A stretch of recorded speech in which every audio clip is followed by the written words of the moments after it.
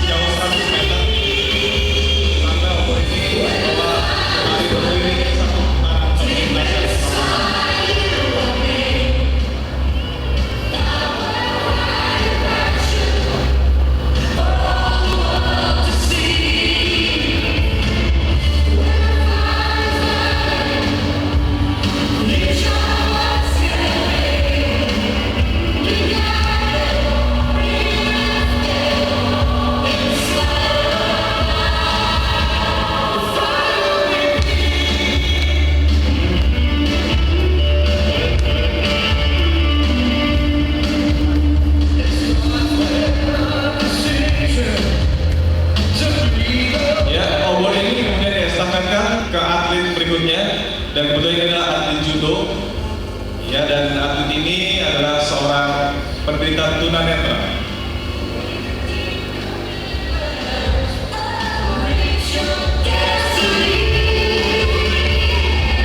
Dan karena atlet yang membawa obor saat ini adalah tunanetra, Katrina harus mendampingi beliau untuk berlari sejauh 100 meter.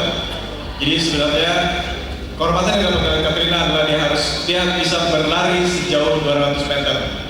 Sementara atlet-atlet lainnya hanya berlari sekitar 100 meter.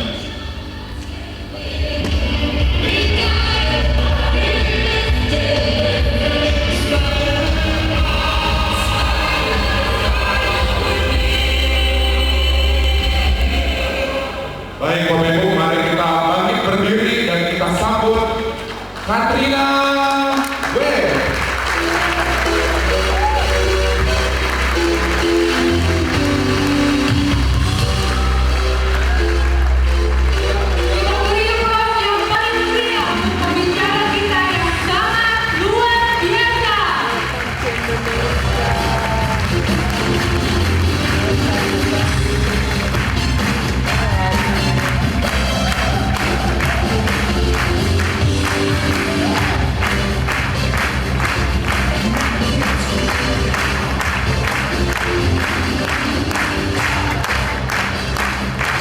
Cek-ceknya terjelaskan oleh Bapak Pan. Terima kasih. Kembali kasih. Thank you.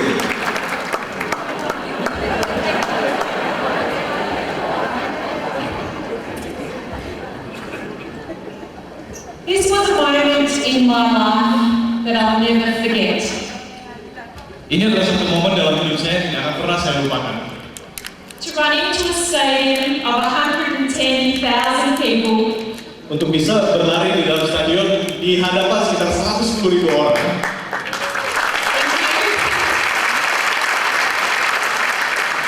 1.1 billion viewers on television worldwide. Dan disaksikan sekitar 1,1 miliar pemirsa di televisi seluruh dunia.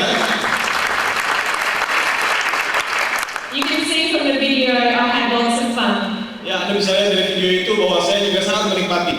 And I'll be honest with you, this was never one of my goals. Tapi jujur saja bahwa ini sebenarnya tidak pernah menjadi tujuan hidup saya. In fact, this was something I only dreamed about. Bahkan ini sebenarnya hanya sesuatu yang hanya sekedar jadi impian saja. And what I realized from this situation Tapi apa yang saya sadari dari situasi ini is that when you set goals, adalah ketika Anda menetapkan tujuan, have dreams, Anda punya impian, and work hard, dan Anda mau bekerja keras, your dreams can come true. bahwa impian Anda bisa terwujud.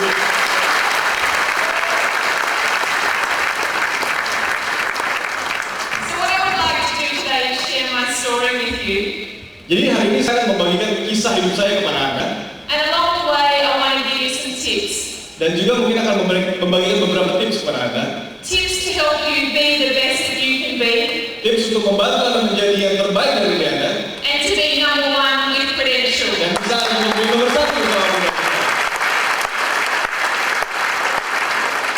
But before we get started, Tapi sebelum kita mulai, I just want to tell you this is my first trip to Indonesia from Australia. ya saya boleh bilang bahwa ini adalah perjalanan saya yang pertama kali ke Indonesia.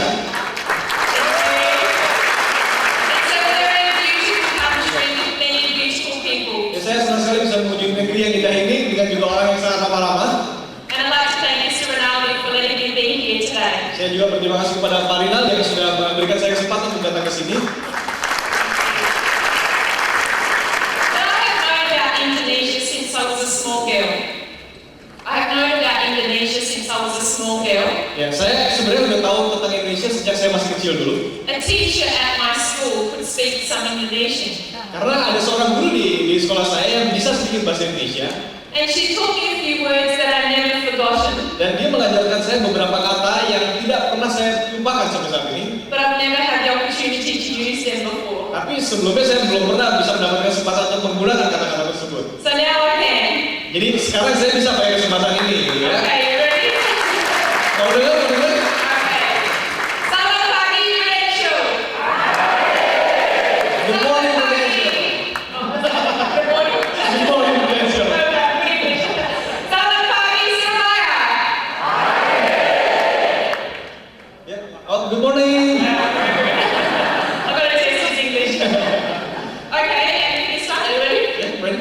Okay, 1, 1, 2, 2, 2, 3, 4, 4, 5, 5, 6, 7, 8, 9, 10.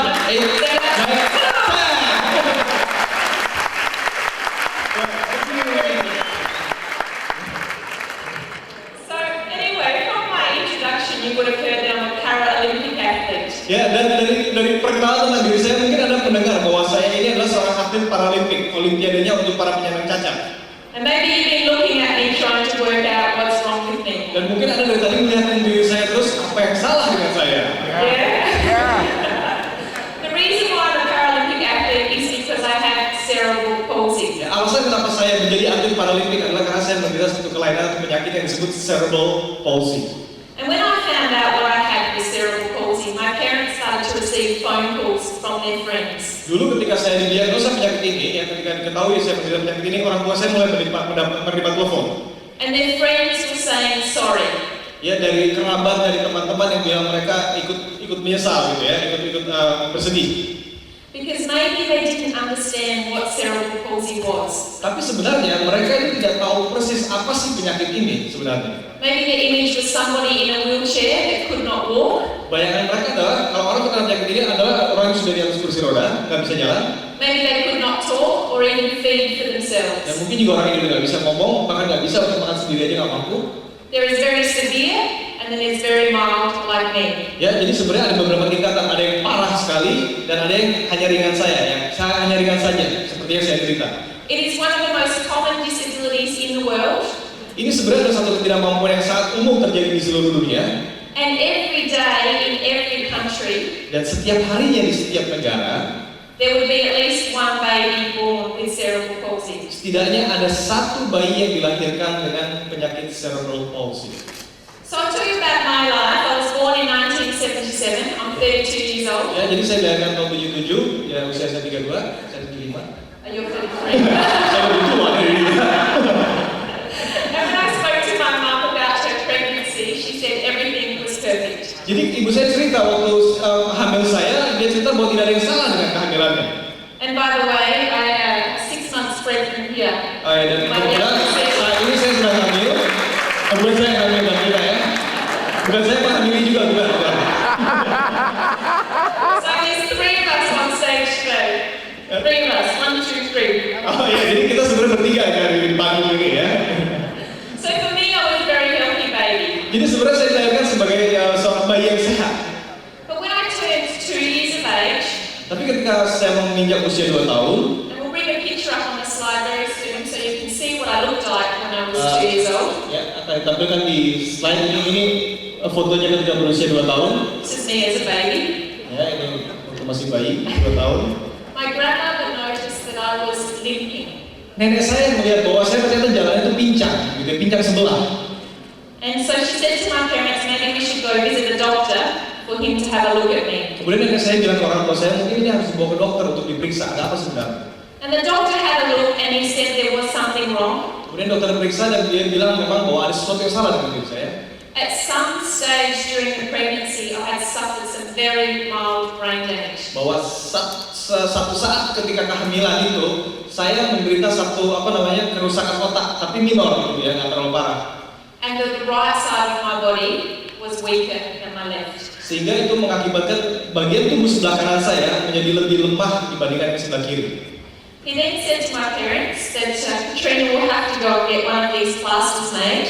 Kemudian dokter itu bilang ke orang tua saya bahwa Katrina kecil harus pakai ini, gips gitu ya untuk menahan kakinya. So you put your foot here and your leg here.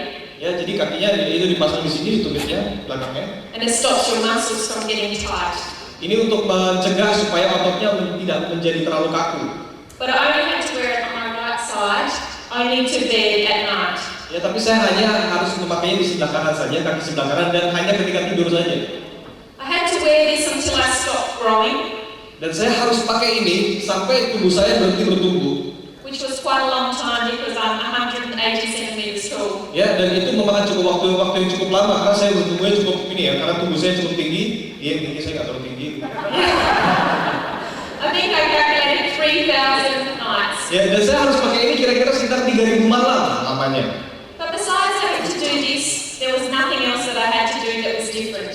Tapi selain pakai ini sebenarnya tidak ada hal lain lagi yang harus saya lakukan, hanya cukup pakai itu aja. I was always very good at school, top of my class. Dan bahkan di sekolah saya sangat bagus gitu, bahkan saya jadi ranking 1 di kelas.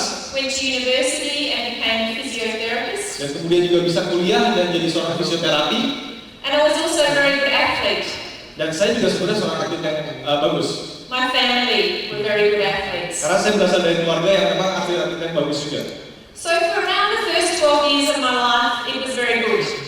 Jadi di awal sekitar 12 tahun, di awal kehidupan saya 12 tahun itu ya kehidupan berjalan bagus. And then I started to realize there were some things that I couldn't do very well. Baru kemudian saya menyadari bahwa ternyata ada hal yang tidak bisa saya lakukan dengan baik. For example, I can move my right toes, but I cannot curl them over. Ya, seperti contohnya, saya bisa menggerakkan jari kaki saya, tapi saya nggak bisa melipatnya seperti ini atau menggulungnya seperti ini jari kanan. And it's very easy for me to do on this side. Sementara untuk kaki kiri itu mudah sekali. And you're probably doing it right now. Dan mungkin saat ini Anda sekarang lebih nyoba-nyoba pakai kaki kanan aja ini gitu. It's very easy. Gampang kan? I can stand on my left leg. Ya, di kaki kiri saya bisa berdiri dengan seimbang. Very good. I can come up my toes. Ya, saya bisa berdiri seperti ini, berjikat dengan kaki kiri. Two together. Dua kaki bisa. But to do my right side is lots of concentration. Tapi untuk kaki kanan itu agak saya butuh konsentrasi penuh ya, nggak seimbang. I can't look at you have to concentrate. Ya, jadi saya harus benar-benar konsentrasi. It's And to fine, come on my toes is really difficult. ya, dan kemudian kalau harus lompat ke kaki kanan itu sulit sekali buat saya. Because my muscles aren't as strong on my right side, Ya, karena otot saya tidak terlalu kuat di sebelah kanan. they're a little bit smaller.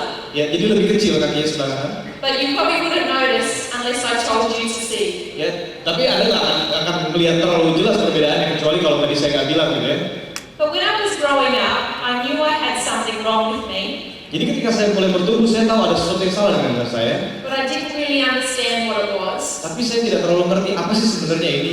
And because you can't see it, Dan karena Anda tidak bisa melihatnya, I tried to hide it from everybody. ya saya berusaha menyembunyikan keadaan ini dari semua orang.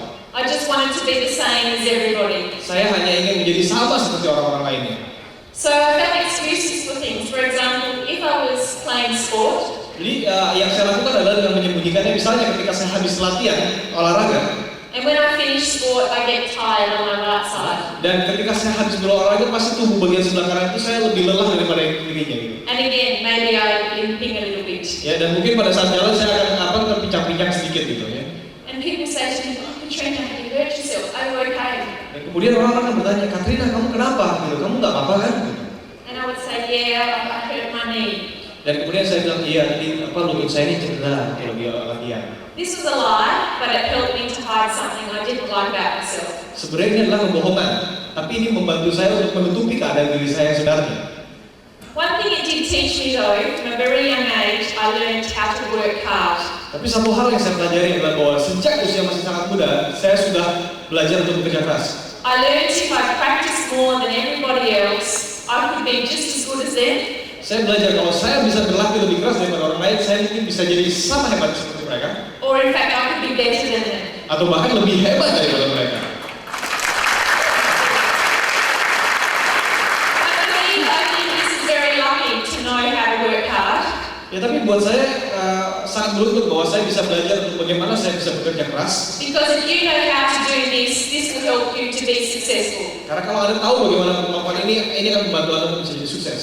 If you're in a room and you think life is easy without hard work, Kalau Anda berpikir bahwa hidup ini bisa mudah saja tanpa kerja keras, it'll be hard for you to be number one. akan sulit bagi Anda untuk bisa jadi nomor satu. So working hard, I made it to a place in Australia called the Australian Institute of Sport. Ya, jadi karena saya berlatih keras, saya kerja keras, akhirnya saya bisa diterima ke satu institut olahraga Australia In the year of 1995, di tahun 1995. I was awarded a scholarship for a sport called netball. Jadi saya dapat beasiswa di situ untuk bisa kuliah di sana dan menekuni olahraga yang disebut netball. Does anyone have any idea what netball is? Ada yang pernah dengar itu olahraga apa itu netball? Has anyone ever heard of netball? Ada yang pernah dengar? No. Angkat tangan? No. Oh, nggak tahu. Only one person, yeah. In Australia, it is the most common sport, most popular sport for women. Jadi di Australia ini adalah olahraga yang sangat umum atau sangat populer untuk wanita sebenarnya. It is played by all the Commonwealth countries. Dan biasanya ini dimainkan di seluruh negara-negara persemakmuran bekas koloninya Inggris. Ya. Similar to basketball, but you can't bounce the ball. Sebenarnya mirip dengan permainan basket, tapi Anda nggak boleh mendribble bolanya ya, nggak boleh And you dipantul-pantul. can't run with the ball. Dan Anda nggak boleh bawa lari bolanya. So for me to be awarded this scholarship, it was like 1 out of 20,000 women chosen to be there. Jadi saya terpilih 1 dari 20.000 orang gitu ya untuk mendapatkan beasiswa ini untuk bisa berkuliah di sana. So this was a very exciting time for me. Dan jadi ini satu saat yang sangat membahagiakan buat saya. However, this is where my life changed.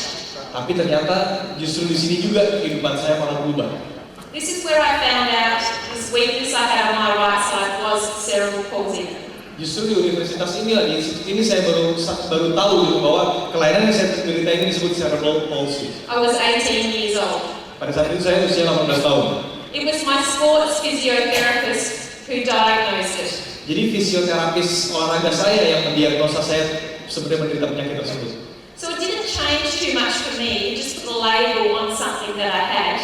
Sebenarnya ini tidak berubah banyak hal buat saya. Ini hanya sekedar label julukan tambahan saja yang menempel ke diri saya bahwa saya menderita penyakit tersebut. But very quickly, the coaches of athletes with a disability found out this news. Tapi karena berita ini cepat tersebar, seorang pelatih untuk atlet yang memiliki cacat itu mendengar berita ini. And as you can imagine, they were really excited. Dan Anda bisa bayangkan si pelatih ini begitu senangnya mendengar berita ini. Because if I went to the Paralympic Games, maybe I could be number one and win a gold medal. Karena dia pikir kalau gadis ini bisa saya ambil untuk dikirim nanti ke Paralimpik, Olimpiade orang cacat itu, dia bisa saja jadi pemenang, bisa jadi juara. But I tell you what, I wasn't excited. Tapi buat saya, ini tidak menyenangkan buat saya. In fact, I was scared. Bahkan saya sangat takut. Because if I became a Paralympic athlete, Karena kalau saya jadi atlet Paralimpik, people would know that there was something wrong with me. orang-orang akan tahu bahwa sebenarnya ada sesuatu yang salah dengan diri saya. And I've done such a good job of hiding this thing I didn't like about myself. Padahal selama ini saya sudah cukup bagus menyembunyikan keadaan diri saya yang sebenarnya. So it's interesting in life for me how faced with obstacles. Jadi Anda lihat bahwa dalam kehidupan saya juga menghadapi rintangan. I'm sure many of you have faced many obstacles in your journey. Sama juga mungkin Anda juga menghadapi banyak rintangan dalam perjalanan hidup Anda. And you will face more in your journey. Dan akan lebih banyak lagi mungkin nanti ya di kehidupan berikutnya. For me, this was a very big obstacle in my way. Dan buat saya saat itu adalah rintangan yang besar terjadi dalam hidup saya. Why? Because when I had the obstacle, the negative thinking come to me first. Kenapa? Karena begitu rintangan itu datang, pemikiran negatif yang muncul duluan. What will people think about me? Apa yang kira-kira orang akan pikir tentang saya ya? Will people judge me? Apakah orang-orang akan menilai saya, menghakimi saya? Will I be any good? Apakah saya akan bagus di situ nanti? And all these negative thoughts keep coming to my head. Ya, jadi semua pikiran negatif ini masuk ke pikiran saya. And maybe you've had the same situation before in your life. Mungkin Anda juga pernah mengalami hal-hal seperti ini dalam hidup Anda.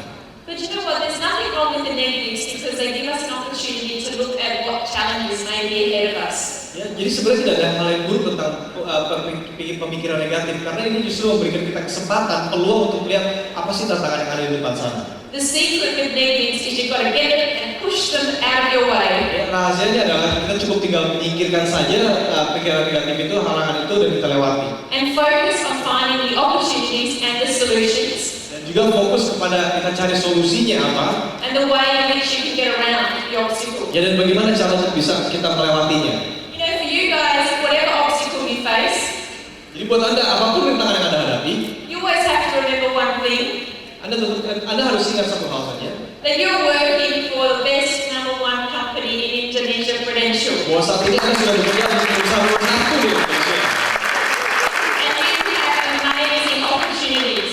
Dan Anda punya satu kesempatan yang luar biasa sekali. You have to keep remembering them. Ya, Anda harus tetap ingat ini. And for me, when I look at the opportunities out of my situation, Ya, jadi ketika saya melihat kesempatan dari situasi saya tersebut, maybe I could represent my country. saya melihat, mungkin saja saya di sini bisa mewakili negara saya. Maybe I could win a medal. Mungkin saja saya bisa mendapat medali emas. But the biggest thing that motivated me Tapi hal terbesar yang memotivasi saya was maybe I could help other people with the same disability as me. adalah mungkin saja dengan kesempatan ini saya bisa membantu orang-orang lain yang juga punya ketidakmampuan seperti saya. And if I became proud and not embarrassed, Dan kalau saja saya bisa menjadi bangga diri saya dan tidak malu, then maybe I could be a role model and help change other people's lives. mungkin saja saya bisa jadi panutan dan bisa membantu orang merubah hidup mereka. And you know what? This is the one thing I love about Prudential. Dan ini juga sebenarnya hal yang sangat saya sukai tentang Prudential. Is you have the opportunity every single minute of the day to change somebody else's life. Bahwa Anda punya kesempatan banyak sekali setiap harinya, setiap menitnya untuk bisa membantu banyak orang di luar sana. You can be a leader and you can be a role model too. Ya, dan Anda mungkin bisa jadi panutan juga bagi orang lain. And also along the way, you get to change your own life. Dan juga pada saat yang bersamaan Anda juga bisa merubah hidup Anda sendiri tentunya. And I'm sure many people's lives have been changed because of Prudential. Dan saya yakin sudah banyak hidup orang yang berubah karena Prudential. So I decided to go for it. I had 1 year to go from being a netballer to the sport of athletics to be a sprinter. Jadi saya akhirnya memutuskan, oke, saya akan ambil kesempatan ini. Saya hanya punya waktu 1 tahun untuk berubah dari atlet netball menjadi pelari cepat.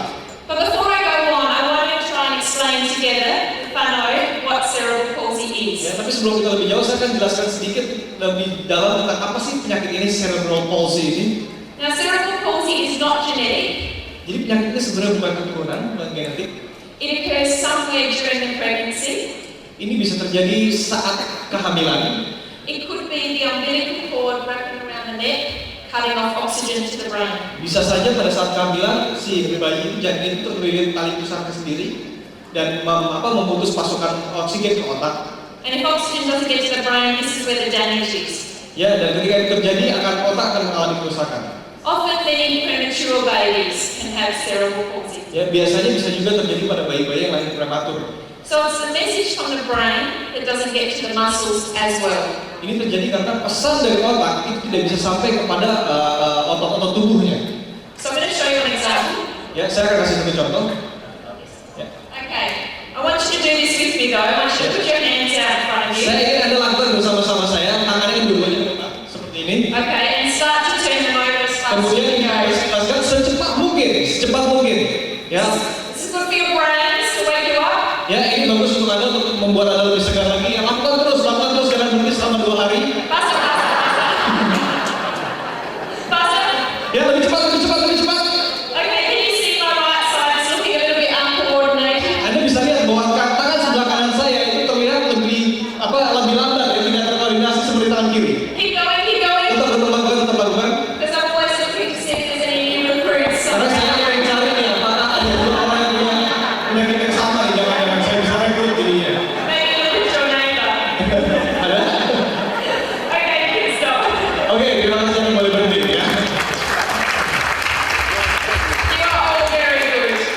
ternyata Anda semua nggak ada yang sakit gitu ya.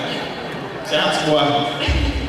So my story goes, I went to the Atlanta Paralympic Games in 1996. Jadi akhirnya saya dikirim untuk ke Paralympics tadi di tahun 1996. I competed in 100, 200 long jump, Dan saya itu berlomba di 100 meter, 200 meter, dan lompat jauh. and I came home with 2 gold and 1 silver medal. Dan saya mendapatkan 2 medali emas dan 1 medali perak. And I think the reason why I did well very quickly Saya rasa alasan kenapa saya bisa jadi bagus dalam waktu yang cepat was because I got to compete against girls exactly the same as me. adalah karena saya memang berkompetisi melawan orang-orang yang punya masalah yang sama dengan saya.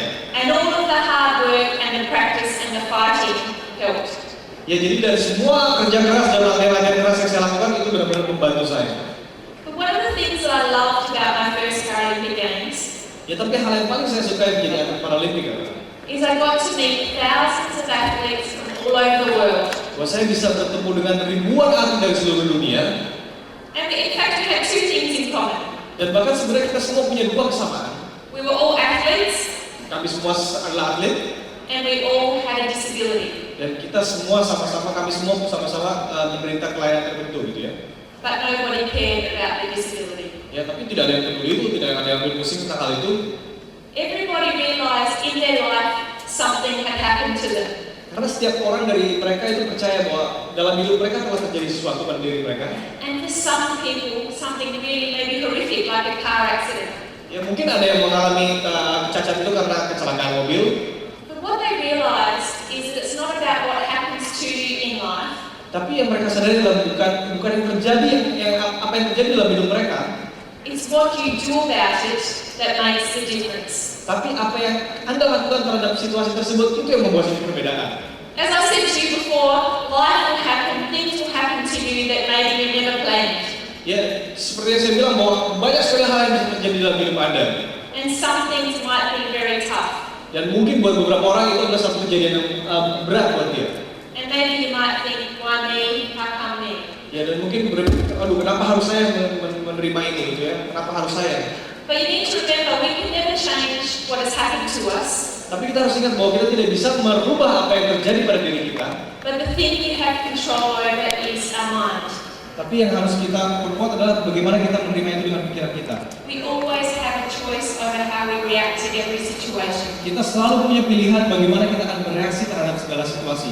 And I'll tell you, people who are number 2, number 3, Jadi orang-orang itu yang mendapati peringkat kedua, peringkat ketiga, or people that aren't successful, ya atau people yang tidak terlalu sukses, maybe they tend to find excuses.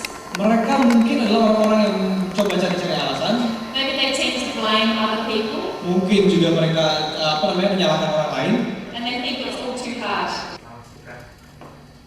Kita masuk ke waktunya kurang 3 pertemuan lagi, kurang dari 3 minggu. Pak Yasin masih 1, Pak Farid 1, Pak Sudarsono sudah 9. Ini sudah silver Pak ya. 3 lagi Anda gold kan? 9 itu silver.